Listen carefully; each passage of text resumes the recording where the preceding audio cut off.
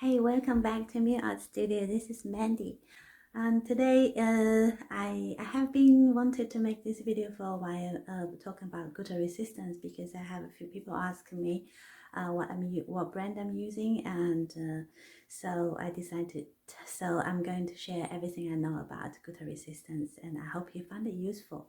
So the first part is going to be introducing the type of Gutta resistance and the colors, and the second part is when I'm using it, and I will explaining it in my artworks or my silk scarves, and to show you the different affection. And the third part is this is the Chinese way: 1, 2, 3, 4, 5, 6. So the last part, it's a demonstration. I'm going to demonstrate how to transform your design by using Gutta resistance. I hope you find it useful. If you like it, please like it. If you find it useful, please like the video or subscribe to my channel. Thank you. Today I'm challenging myself with 2 cameras. Usually I'm struggle with one, but let's see how I get on. I use this camera for more detail when I'm introducing, so I can just lay it down and make a big picture for you to see. I hope that works. So let's see why we need good resistance in silk painting. So this here is a piece of paper, regular paper, the paper we draw on.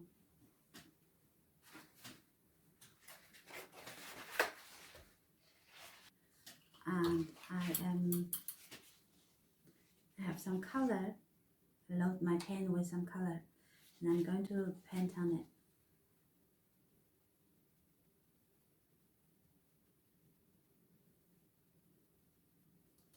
Okay, and then if I say I want to draw some straight line, I want to draw a triangle, and then we need to do this to fill the color if we want to.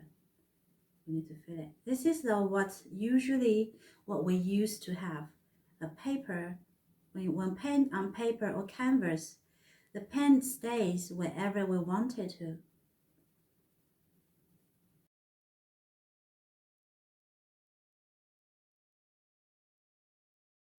Okay, so, and what's happened on the silk? Now I will use a different. So this is a piece of silk ironed on freezer paper. I've ironed it on freezer paper. So this side is the silk, and the back side is a freezer paper. So let's see what's happened when we want to draw or paint on silk. I'm using the same brush, and now I'm going to do the same, just those patterns. I want to make, oh look, I just put my brush down. See, when you put it on the paper, nothing happens, it stays there. The paper like only holds on the color where we put it. But for silk, as soon as we put the brush, the silk absorb it to just everywhere. It's not my plan. My plan, I want to do that, but then see the paper. So you see the difference. I want to do this. The paper will wait for me to mark it, but the silk won't. The silk just out of control.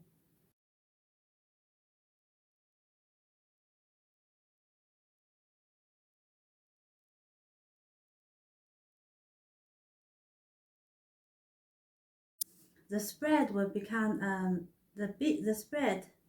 This spreading, it depends how much dye you load on your paintbrush.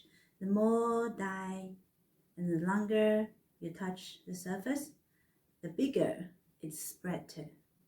It's kind of nice when you if you have Gutta outline to keep the shape. This is pretty good, because that means if you want to fill a circle, instead of doing it each strokes, you can just leave in the middle and it will fill up for you. So that's kind of cool once you have the Gutta outline in place. Okay, this is something I bought online and you can buy it. It's made for those. You can use those to make silk painting card. They are handy to practice as well, especially if you don't have Gutta at home and you want to try silk painting. Okay, I don't have a lot of color here, but those are Gutta outline. Those golden lines are Gutta outline.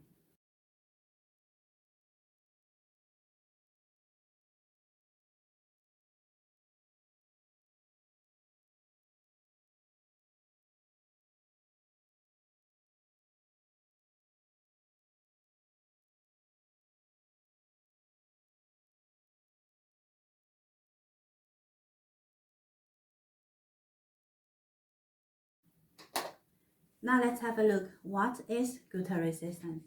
I have been testing out a few brands, but I'm only gonna share my favorite with you.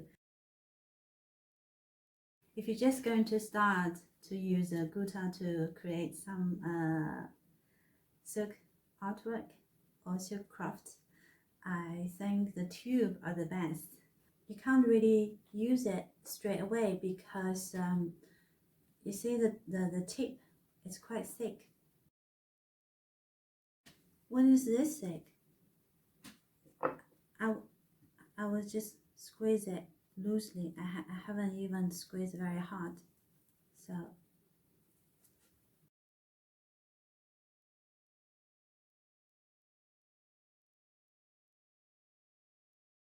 we are going to put a nib on top. Yeah. I got this one from eBay. So what I will do, I'll use this, put it on top.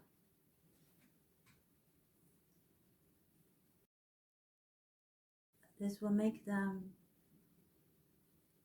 Gutta outline thinner.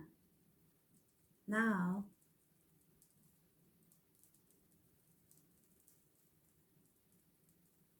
you see the fine line. The fine line is what we need to make shapes.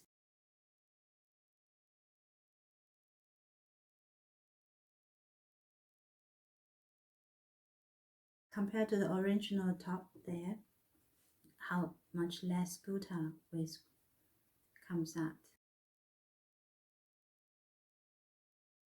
So this, if you need a lot of Gutta, you probably will better cheaper to buy a big one. I got my big ones. So when you buy a big bottle like that, 8 times more. So yeah, 8 times, 8 tube. So it's cheaper to use that. When you use a big bottle, if you buy a big bottle, what you will need, it's a squeeze bottle.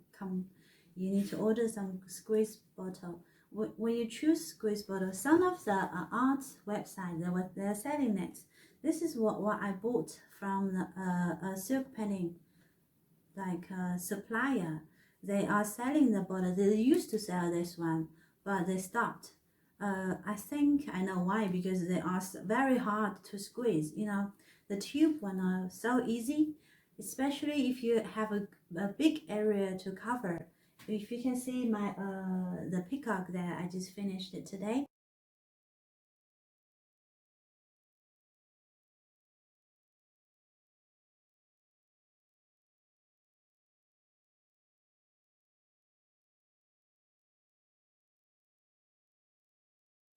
That one I have a lot of Gutta outline on it. If I use this one, my hands are exhausted after like every 5 minutes. I have to rest it. It's very hard. So when you choose the squeeze bottle, the best thing, the most important thing you need to check is to make sure it's very soft. My computer, it's soft to use. So those one are new. I just bought them, but I'm very happy with it because It's very easy to use. So next, when we're having this big one, and I used to just open it and then pull it to here. When you pull it, you need to make sure that not a lot of liquid come out from there.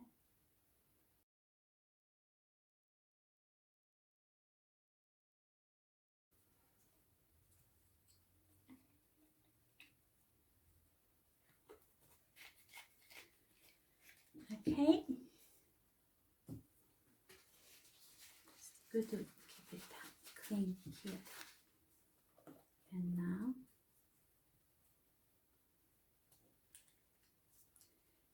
again, we need to put something on top, otherwise the line will be too thick. Let's see how thick this line comes out.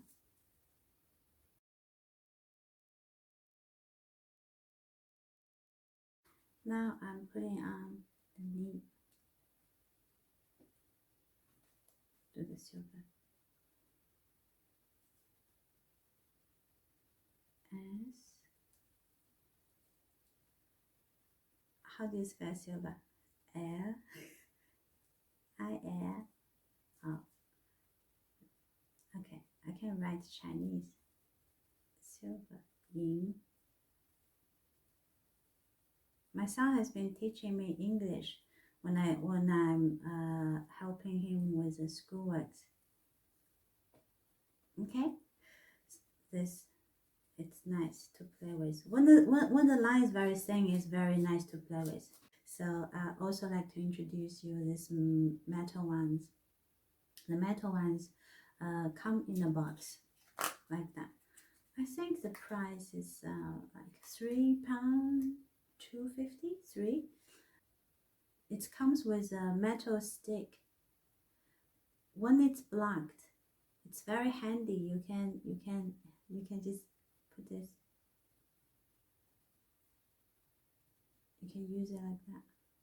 You can use this metal stick to clean out the gutta which dried in the nib, and it works well. They come with different thickness. You can find the 0.7 and 0.5 and 1.0, I think. So this one, when you're not using that, you can put this one back just to hold it. And next time when you need it, you just take that out. Take this out, and then it will not be blocked.